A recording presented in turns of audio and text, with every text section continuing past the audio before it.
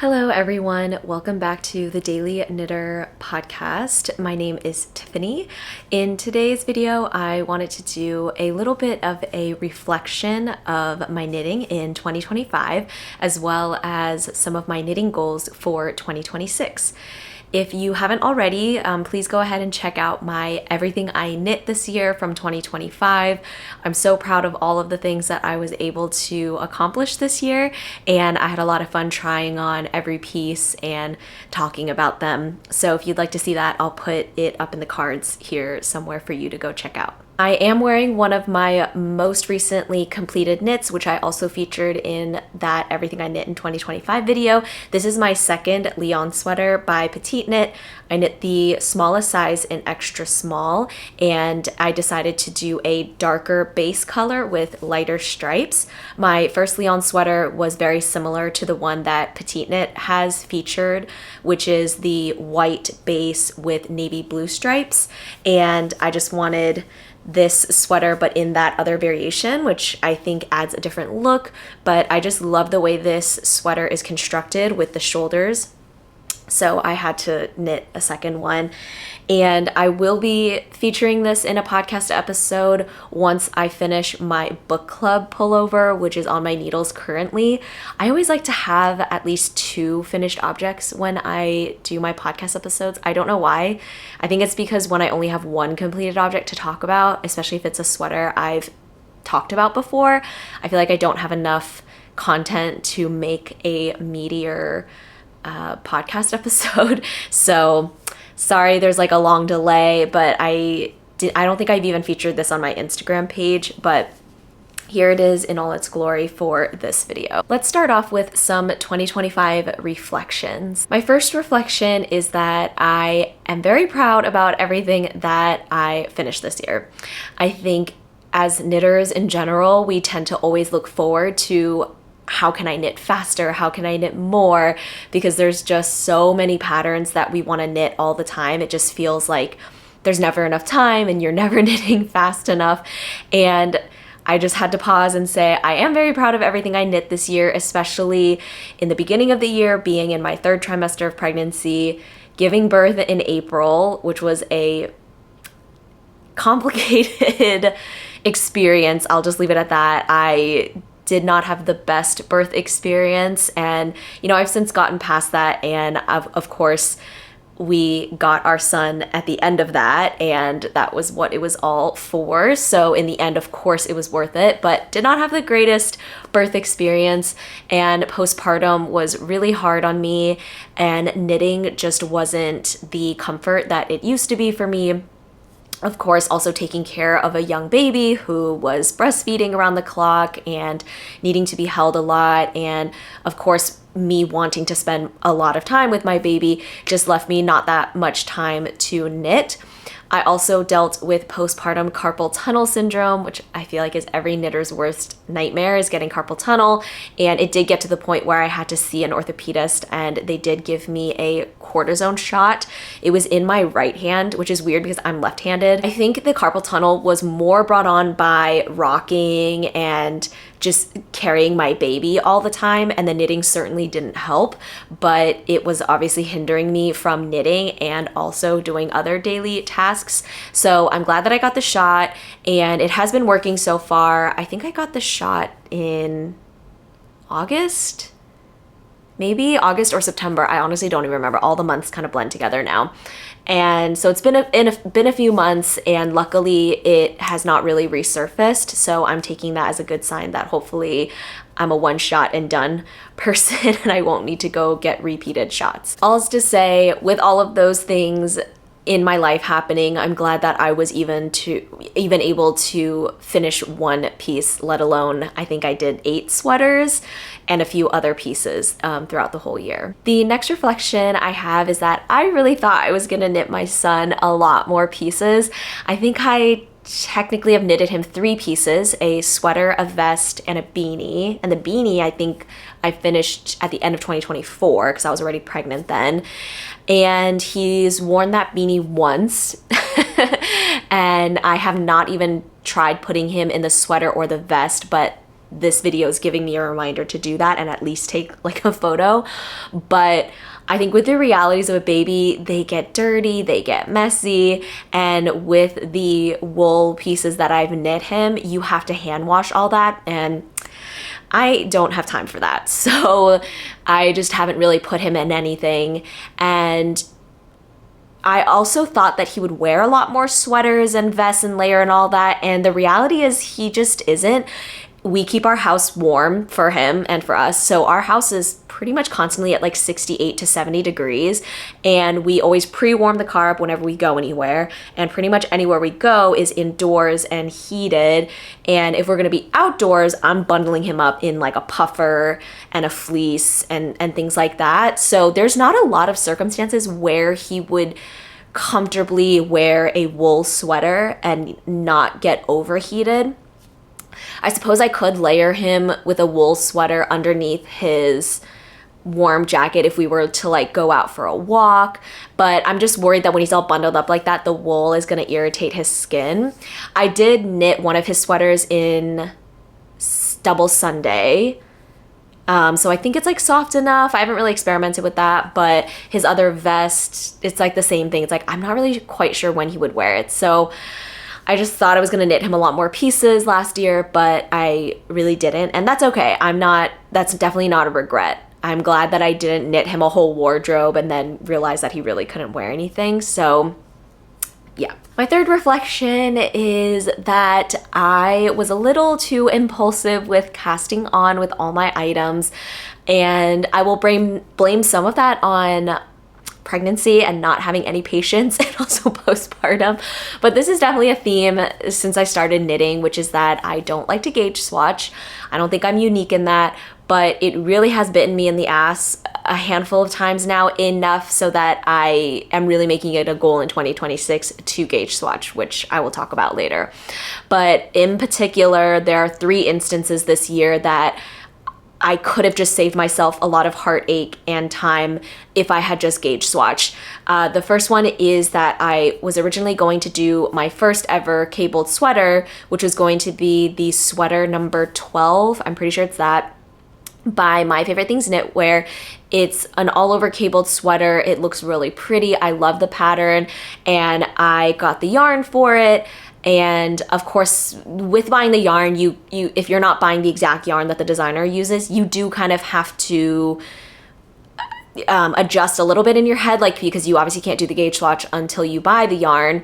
And I just didn't bother gauge swatching, and I cast on, I did all the cables. I got to the point where I was already in the round in the body, and I should have just known from the way the back was knitting up that there's no way that that sweater was going to fit me at all. It was tiny, and by the time I put it into the round, I was like, who is this fitting? Because it's certainly not me.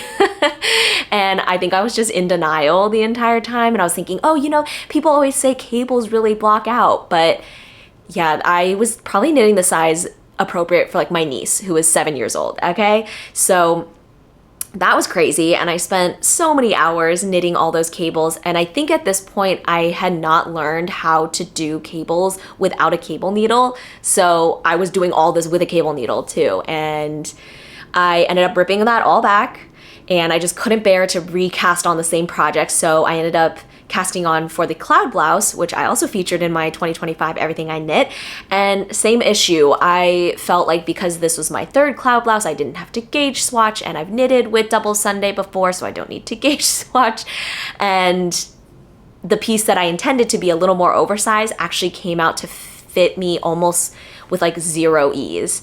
And again, it was something that I should have just thought to gauge swatch, and I didn't. I don't know why I didn't. And of course now it's a piece that I might wear once a year. Like I'm thinking of just saving that piece for my son or giving it to my niece, because it's just not fitting me the way that I want it to. And the last piece that really frustrated me was my heart chain sweater.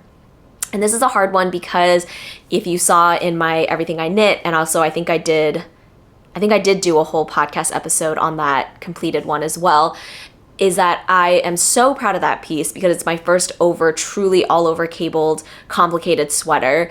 But same issue. I really thought that I had the gauge right, and it definitely fits me a little bit better than my cloud blouse. Like it does still fit like maybe with like 2 or 3 inches of positive ease, but it's not nearly as large of a size that I wanted to knit and I intended to knit. And again, I think gauge swatching could have really helped me there. And I just was impatient with casting it on and wanted to work on it. And now it's a sweater that I'm very proud of and I love looking at, but I just don't reach for it that often because it's too tight and I don't like the way it fits. And I think because of the cables and because of the fit that it's tight actually makes me look really bulky because the cables just are so stiff. But if it was like an oversized piece, I think the cables would fall a bit better and the fabric would fall better. So I don't know if I have it in me to do another one of these because it was a lot of chart reading and a lot of the cables happen at different times and different rows. But I just love the motif so much that maybe I will just suck it up and do it. Thankfully, at this point, I had learned how to do cables without a cable needle, so that definitely made it a lot quicker of a knit. And that gets me to my last reflection, which is I am glad that I really took the time to learn how to do cables without a cable needle, because I think I was so intimidated with doing cables that the cable needle definitely makes it easier because it's easier to keep track of your stitches and you're not worried about dropping stitches here and there. But it is fiddly and you have to have your cable needle with you at all times if you're working on it. And it was just getting really annoying to me and I just wasn't wanting to pick up my cable knits because of the cable needle aspect. So I made it a point to really try and learn how to do it without a cable needle. And it is a little intimidating at first because you essentially have to take stitches off your needle to manually kind of like flip them around. And it's a lot easier with 100% wool pieces because the stitches will not drop as much because the yarn is much stickier. But there have definitely been a handful of times where I would drop stitches and it is annoying to have to kind of like put them back on. But even then, I strongly prefer to do all of my cabled pieces without a cable needle. So highly recommend that if you are into doing cables or want to start. It's really not that hard. Just look up a tutorial, practice it on a gauge swatch. And once you get the hang of it, it's great. Now let's talk about my 2026 knitting goals. My first biggest goal is to be more intentional with my knitting. And under that, I have a few sub goals. So the first one is to gauge swatch for every project. And I mean that. I currently don't have anything on my needles that I cast on this year. I'm still working on pieces that I cast on last year, so it is what it is. I will say my book club pullover is very much on gauge, even though I did not gauge swatch, so I got lucky there. But I really made it a point to knit a lot more sizes up than I thought I needed to, and even then it's just getting to like, I feel like the size that I want. So I feel lucky there. But moving on, I am going to gauge swatch for all garment pieces. Anything like blankets, like a blanket, I'm not gauge swatching because for me it's like that's a little willy-nilly. It's fine if it's a little, whatever. So I'm knitting my son a blanket with chenille yarn, and of course I didn't bother to gauge swatch because it's just going to be a big garter stitch blanket. But for all garments, even if it's something that I've knit before, with a yarn that I've knit before, I am going to make it a point to gauge swatch. And the other sub goal under that is that I only want to knit pieces that are really going to add to my wardrobe and my style. Now, having knit for 2 years, I feel like I know what type of garment looks best on me when knitted.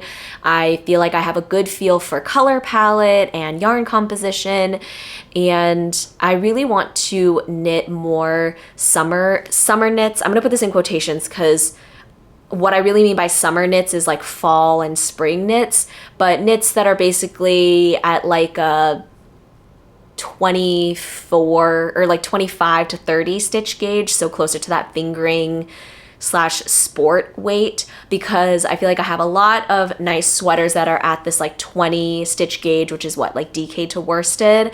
And I have enough sweaters, I think, in my wardrobe for now that I feel pretty content with, especially once my book club pullover is done, because that's going to be my next kind of big overall cabled sweater.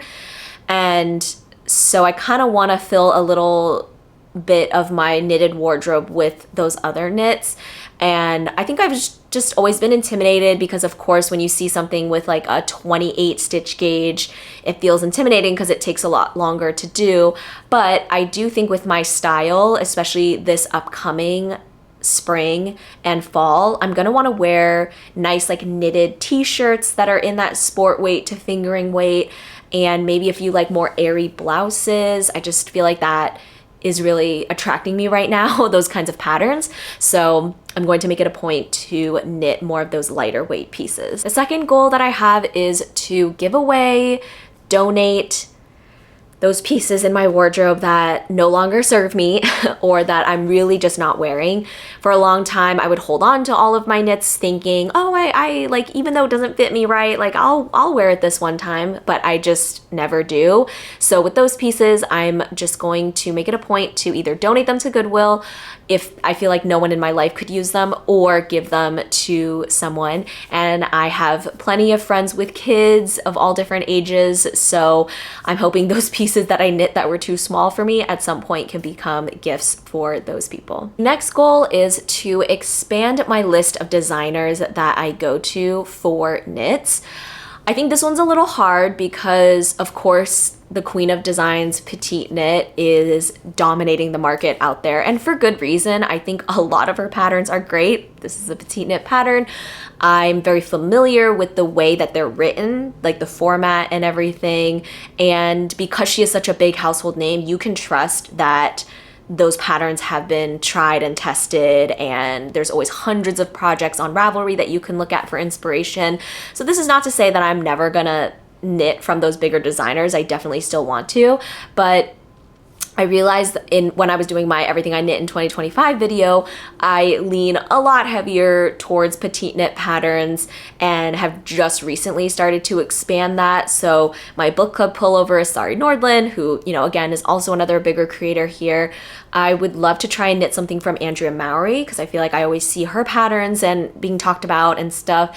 And I also just want to make it a point to look for other designers just to test things out.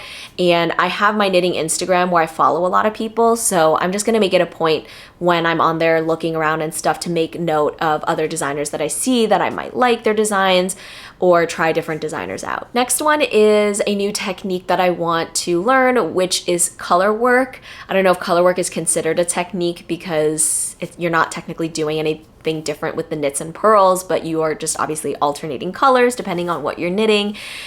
And color work has always really intimidated me. I feel like because whenever I see people on YouTube, especially talking about color work pieces, people always say they knit with one color in each hand, so you are knitting English and continental at the same time. I understand the concept of knitting continental, so I can do it, but I'm way slower at knitting continental than I am English. And so it just feels like if I want to do color work, I have to learn continental. And I would love to learn continental. I think I'm actually naturally left-handed, so I actually feel like I could do it, but I've just been such a strong English knitter that it's hard for me to make the switch. And I understand that with color work, you can definitely knit English style and just pick up, drop, but of course that's gonna add time to your knitting, and I don't know if that's gonna frustrate me. So my goal is to definitely try out one color work sweater this year, and I'm thinking maybe I'll cast on something that's like a Christmas sweater. There's the Augustins DK, what is it? Augustins number, I'll put a picture and the title of it, but I saw the Twins Who Knit, that YouTube channel. One of the twins, I don't remember their names, I'm sorry, but one of them knit this Christmas sweater, and I love the way it looks. I think it's so cute, it's dainty, it's not too in your face like ugly Christmas sweater. And I think she mentioned that in every color work row, it's only 2 colors that are worked together. I could be wrong, but I feel like that's what she said. So maybe that's a little more manageable, but I think a Christmas sweater will be a good motivator for me to knit color work and have it hopefully be done by Christmas. So I'm trying to cast that on ahead of time so that I have time to really practice during my gauge swatch and then knit a piece that looks good. And I think I just have to do it. It's the same thing with cables. I really thought it was going to be harder than it was, and I thought my tension was going to be all weird, but honestly it just turned out fine. So with color work too, I feel like I have pretty good tension overall. So with color work, yes, your tension does change a little bit because of how much yarn you're switching off with, but I think it'll be fine. I gotta do it, right? Like, that's the only way I'm gonna know. So that is one of my goals. The next goal I have is to expand my experience with working with different yarns. My local yarn store is Mother Knitter in Red Bank, and they are actually the North American distributor for Sandisgarn. So in their yarn shop, it's like 90% Sandisgarn, and then they carry Scout, Hedgehog fibers, a little bit of Lana Grossa, maybe, I think, yarn, and a handful of like local New Jersey hand-dyed yarns. But the majority of their stock is Sandisgarn. And of course, I want to support my local yarn store. So a lot of times when I'm looking at projects, the first yarn that I'm looking to is Sandisgarn. But I do want to expand that. I did also knit a lot with Knitting for Olive because I feel like their website is very easy to order from, and they have a lot of colors, and they have a lot of colorways in different weights, which I just feel like makes projects a lot easier to pair. But I really want to try Cascade yarns because that's a big one I've heard of. I would love to try Isayer because I've never tried them before either. And yeah, so I'm making it a goal to try 4 different new yarn brands this year. We will see if that ends up happening, but yeah. And a little sub goal, I guess, under yarn would be I do want to try and knit a piece with some sort of lace weight mohair or something held together with a yarn to really get that fluffy, halo-y effect from my sweaters. I've always avoided mohair because mohair tends to make me very itchy and I don't tolerate it well. Even with something like the Knitting for Olive soft silk mohair, which I think is touted as one of the softest ones, extremely itchy. Okay, I've purchased the yarn thinking that I was gonna knit something in it, and even just touching it in the ball, I was like, nope. And it could be that once it washes, it gets softer. I definitely think that could be the case, but that really put me off of it, and I was too afraid to purchase more to do in a sweater. But I think I'm limiting myself because I think a lot of designers do like to put some sort of lace weight held together in there to get that more billowy, filled out effect on a sweater. And because I'm not doing that, the patterns that I'm knitting are just coming out looking different because I'm usually using one strand of worsted or something. So there's this one YouTuber called Nicotina Knits. I think she did a whole video of mohair alternatives for people who either want to try alternatives or who are sensitive to mohair. If I can remember to, I will link it down below because I'm definitely planning on referencing that video for when I try to experiment with this. But yeah, I just want to see, and you know what, if it ends up being a sweater that's like itchy, I can always wear like a turtleneck shirt underneath it. And now that style is coming back with, like the turtleneck under a sweater. So I think it'll still be fine. I just really want to see what that texture would look like, and wondering if maybe that'll change the way I look at knitting. And I think I'm limiting myself with not trying that. And my last goal is to get back to open knitting at my local yarn shop. They have open knitting every Thursday in the evening, and it's kind of an awkward time because that's usually the time where I would be at home with my son. But the last time I went, I did go with my son, but he was young enough that he just ended up, I just ended up wearing him, and he kind of took a nap on me. And right now he's at that age where if he's up, he wants to be moving and grooving. He's not quite crawling yet, but he wants to be sitting. He wants to be constantly just kind of moving his body. And I find it hard to believe that I could just sit there while wearing him and knit. So I'm just a little intimidated to bring him to one of those knitting sessions, but I just want to make it a goal this year to try and figure that out. We have a whole year to figure it out. Obviously, the older he gets, the easier he can tolerate sitting and playing and moving around a little bit. So I do feel like maybe towards the end of 2026, once he's at that point like a year and a half, maybe he could tolerate then actually just like sitting in the stroller and playing by himself for a little bit while I'm there, or having a babysitter come and watch him at home while I can go for a few hours. I just really want to get back to that. I loved the community there. I love all the women there. They were so supportive when I was pregnant, and I loved telling them all when I was pregnant, and of course then when I gave birth and brought him to visit. Like they're just always so sweet, such a sweet group of ladies, and I really miss that community. So I'm gonna make it a goal this year to figure out how I can get back to open knitting sessions. I hope you guys enjoyed hearing about some of my reflections and goals. I would love to know any of your goals down below. So comment anything you want to work on for 2026, or comment what you have on your needles currently. I always love reading those too, because I always get inspiration of what you guys are knitting as well. And Happy New Year. I will see you all in my next video.